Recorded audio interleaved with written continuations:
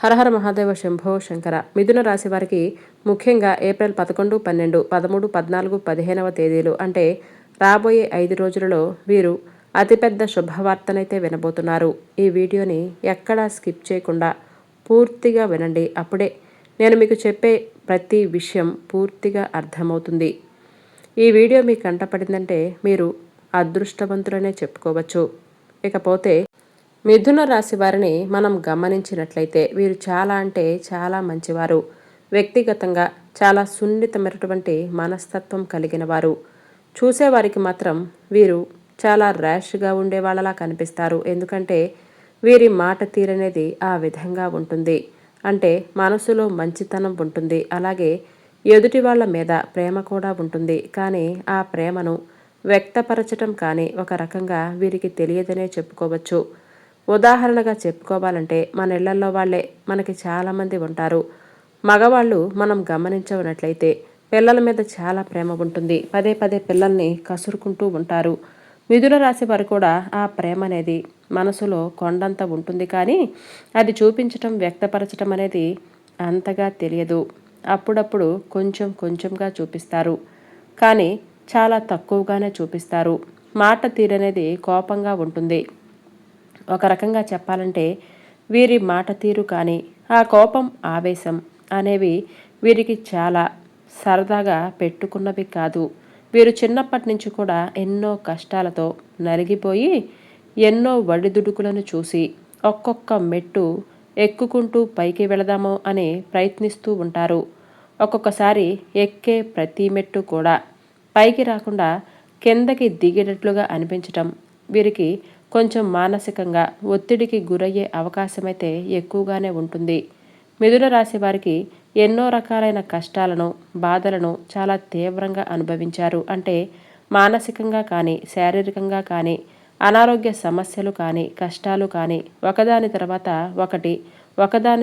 ఒకటి అలా గ్యాప్ లేకుండా రావటం వలన వీరు చాలా వరకు కూడా మానసికంగా కుంగిపోయారు అని మనం చెప్పుకోవచ్చు.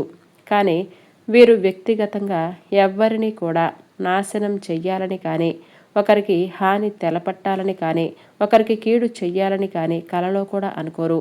వీరిది చాలా మంచి మనసు. అందరూ బాగుండాలి, అందులో మేము కూడా ఉండాలి అని ఎప్పుడూ అనుకుంటూ ఉంటారు. మానసికంగా వీరు ఎదుటి వారికి అంటే ఇరుగు పొరుగు వారికైనా సరే ఇంట్లో వారికైనా సరే ఎదుటి వారికి ఎప్పుడు కూడా దగ్గరవుదాం అని ఆలోచిస్తూ ఉంటారు. అందరితో బాగుండాలని ఎప్పుడు చూస్తూనే ఉంటారు.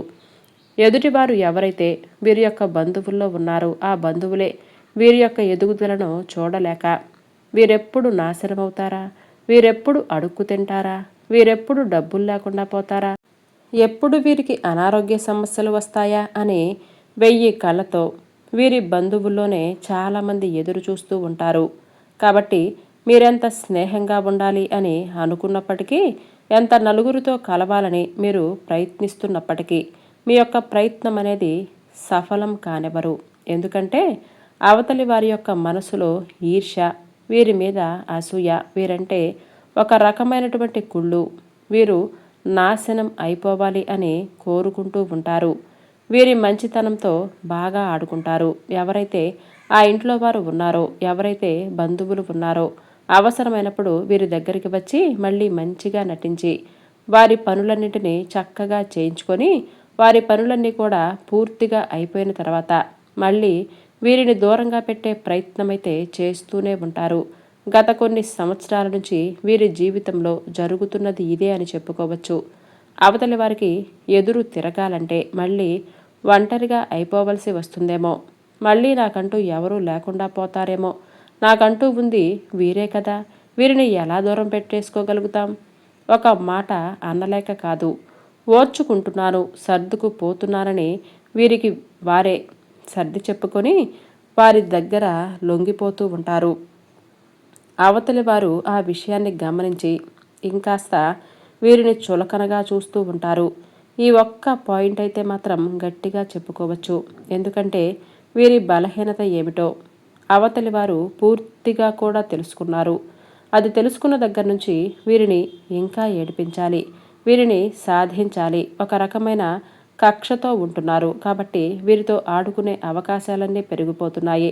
ముఖ్యంగా మిథున రాశి వారు తెలుసుకోవాల్సింది ఏమిటంటే, ప్రతి మనిషి జీవితంలో కష్టాలొస్తాయి, నష్టాలొస్తాయి. ఒక్కొక్కసారి జీవితంలో లాభాలు కూడా వస్తాయి.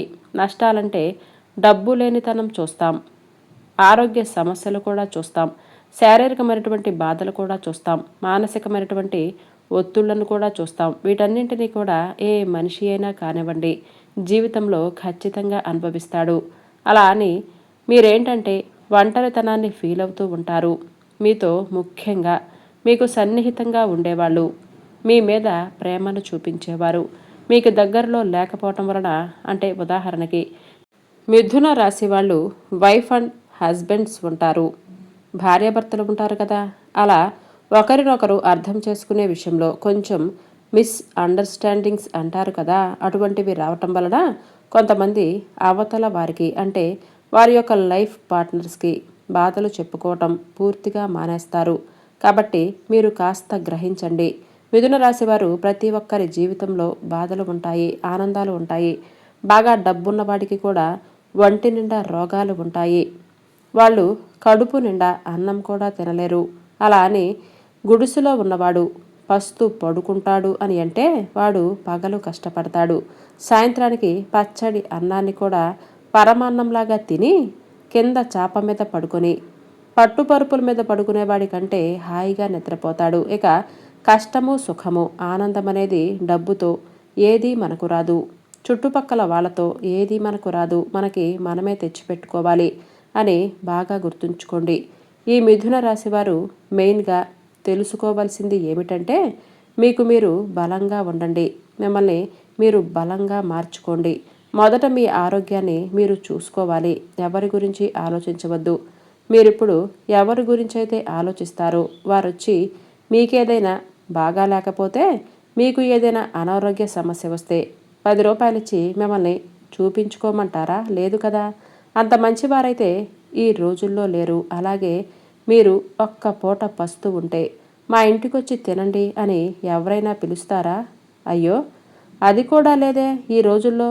మరి అటువంటి వేస్టుగాళ్ళ కోసం ఏడవటం, వారి గురించి ఆలోచించటం, వారి గురించి రేయింబవళ్ళు ఒకరితో ఒకరు డిస్కషన్స్ పెట్టుకోవటం, వారికి అంత ఇంపార్టెన్స్ ఇచ్చి ఎక్కడో మీరు తీసుకొని వెళ్ళి కొండ మీద కూర్చోపెట్టడం, ఇదంతా కూడా అనవసరమైన విషయాలు.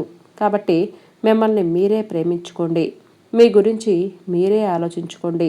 మొదట మీకు మీరే ముఖ్యం అనే విషయాన్ని తెలుసుకోండి. మీ మనసుకి సంతోషం ఎక్కడ దొరుకుతుంది?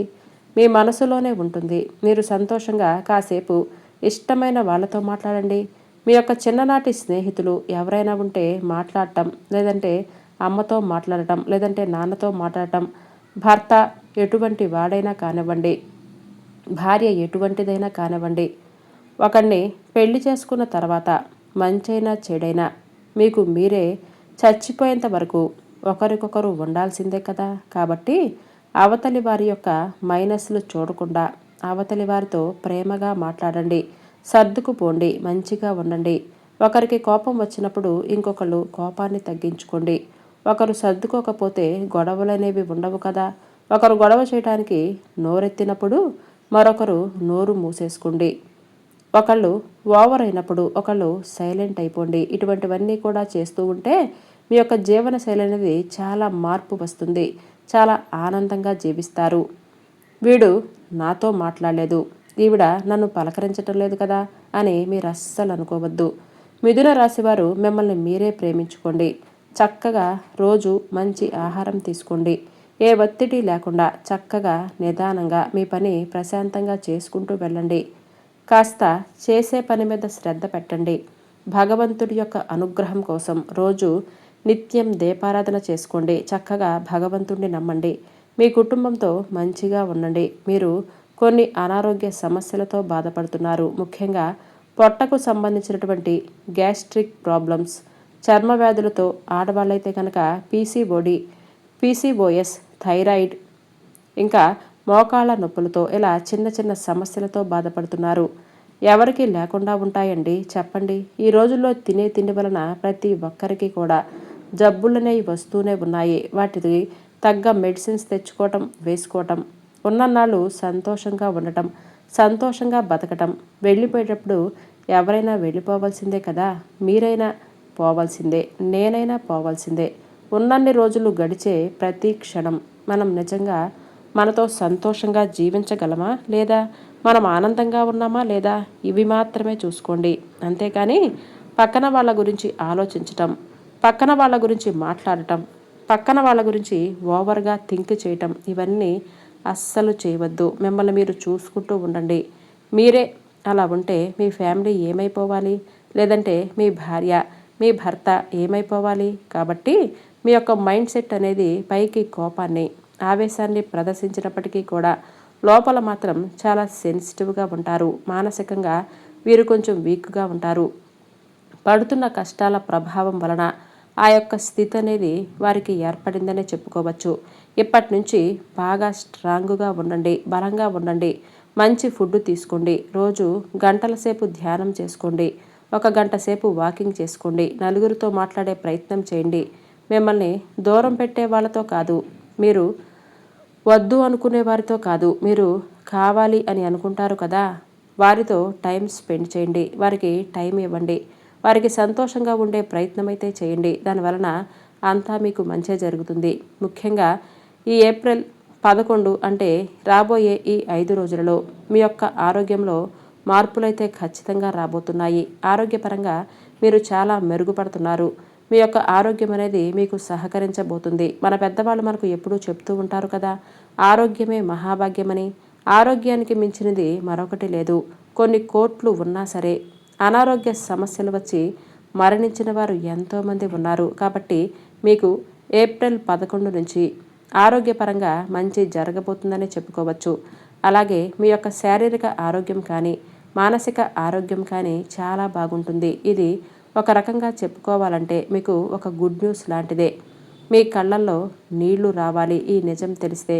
ఎందుకంటే గత కొంతకాలం నుంచి ఎన్నో రకాలైన సమస్యలు ఎవరికి చెప్పుకోవాలో, ఎలా తీరతాయో మానసికంగా 4 గోళ్ల మధ్య ఉంటే కన్నీరు పెట్టుకుని ఏడ్చిన రోజులు కూడా ఉన్నాయి. అంతలా మీరు నలిగిపోయారు. మీ రాశి ప్రకారం చూసుకుంటే ఇదంతా మీ యొక్క గ్రహస్థితులలో మార్పులనేవి జరగటం వలన మీకిన్ని కష్టాలు బాధలనేవి చూశారు. అంతేకాకుండా మీ బంధువులలో మీ మీద పడి ఏడ్చేవారు మీకు ఎక్కువైపోవటం వలన మానసికంగా కొంచెం మీరు సెన్సిటివ్ అవటం వలన ఇలా జరుగుతుందనే చెప్పుకోవచ్చు. కాబట్టి మానసికంగా ముందు మీరు బలం అవ్వండి. బంధువుల గురించి అంటే పొడుచుకు తినే రాబందుల గురించి అస్సలు ఆలోచించవద్దు. సంతోషంగా ఉండండి. చేయాలనుకున్న పనిని చెయ్యండి. గడిచే ప్రతి క్షణాన్ని కూడా ఆనందంగా ఆస్వాదిస్తూ బతకండి. హ్యాపీగా ఉంటారు. ఇది 100% సత్యం. కాకపోతే చిన్న చిన్న పరిష్కారాలు చేసుకోండి. ప్రతి శనివారం కూడా ఆంజనేయ స్వామి గుడికి వెళ్ళండి. ఆంజనేయ స్వామి గుడికి వెళ్ళటం వలన మీ మీద పడినటువంటి ఆ నరఘోష ప్రభావం, మీరెవరైనా చెడు ప్రయోగాలు చేసుకున్నా, మిమ్మల్ని చాటుమాటుగా మీ మీద పడి ఎవరైనా ఏడుస్తున్నా ఆ నరఘోష ఏడుపులన్నీ కూడా పూర్తిగా తొలగిపోతాయి. అలాగే ప్రతిరోజు మీరు బయటికి వెళ్ళేటప్పుడు సింధూరాన్ని పెట్టుకొని బయటికెళ్ళండి. ఎప్పుడైనా సోమవారం పరమేశ్వరుడికి అభిషేకం చేసే ప్రయత్నం చేయండి. ఎప్పుడైనా కానీ నెలలో ఒక్కసారైనా సరే, లేదంటే 2 సార్లైనా సరే, ఎవరికైనా భిక్షాటకులు ఉంటారు కదా, వారికి అన్నదానం చేయండి. వారికి భోజనం ప్యాకెట్లు మీరే కట్టించి ఆ భోజనాన్ని వారి చేతికి అందించండి. ఇటువంటివి చేయటం వలన మీ జీవితంలో చాలా మంచి మార్పు అనేది జరుగుతుంది. నిత్యం ఇంట్లో దీపారాధన చేసుకుంటూ ఉండండి. ఇంట్లో ఉంటే ఏదైనా వాస్తుపరమైన దోషాలు ఉన్నా, నెగిటివ్ ఎనర్జీ ఏదైనా ఉన్నా, మీ కాళ్ళ వెంట వచ్చిన నకారాత్మకమైనటువంటి శక్తులు ఏవైనా సరే మిమ్మల్ని పట్టి పీడించి ఇంట్లో అశాంతిని కోల్పోయేలా చేస్తున్నా వీటన్నింటినీ కూడా మీకు విముక్తి అనేది లభిస్తుంది. ఈ చిన్న చిన్న పరిష్కారాలైతే ఖచ్చితంగా చేసుకోండి.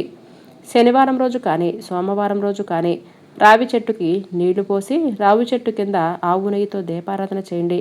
దీనివలన లక్ష్మీదేవి కటాక్షం కూడా లభిస్తుంది.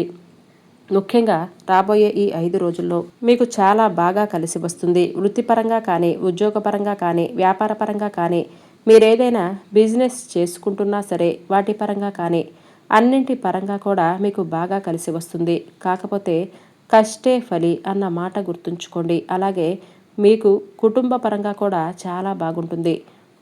కొంత కోపాన్ని, ఆవేశాన్ని కంట్రోల్లో ఉంచుకోండి. అలాగే లవర్స్ ఎవరైతే ఉన్నారో లవర్స్ పరంగా కూడా చాలా అనుకూలంగా ఉంటుంది. కొన్ని మిస్అండర్స్టాండింగ్స్ వచ్చినప్పటికీ కూడా ఒక్కొక్కటిగా తీరిపోయి ఇద్దరు మంచిగా కలిసి ఉండే అవకాశం అయితే ఉంది.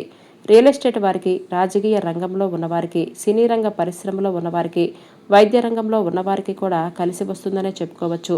ఇక ముఖ్యంగా విద్యార్థుల విషయానికి వస్తే విద్యార్థులకు కూడా గతంలో కొన్ని ఊహించని పరిణామాలనేవి మీ విద్యలో చోటు చేసుకున్నాయి. వెంటనే ఆశించిన మార్పులు రాకపోవటం, కొంచెం విద్యలో వెనకపడిపోవటం ఇటువంటివి కూడా జరుగుతాయి. కానీ ఇప్పటి నుంచి ఇక అలా ఉండదు. మీరు బాగా కష్టపడండి. ఏది కూడా మనకు ఊరికే రాదు. కష్టపడితేనే కదా ఫలితం వస్తుంది. కాబట్టి మీరు కష్టపడి ఫలితాన్ని ఆశించండి. ఇకపోతే ఆడవాళ్ళు కూడా మనశ్శాంతి కోసం ఇంట్లో నిత్యం దీపారాధన చేసుకుంటూ ఉండండి. ఇలా చేయటం వలన మీకు మనశ్శాంతి లభిస్తుంది. లేదంటే ఓ అరగంట సేపు ధ్యానం చేసుకునే ప్రయత్నం అయితే చేయండి. దీనివలన మానసిక స్థితి అనేది చాలా మెరుగుపడుతుందనే చెప్పుకోవచ్చు.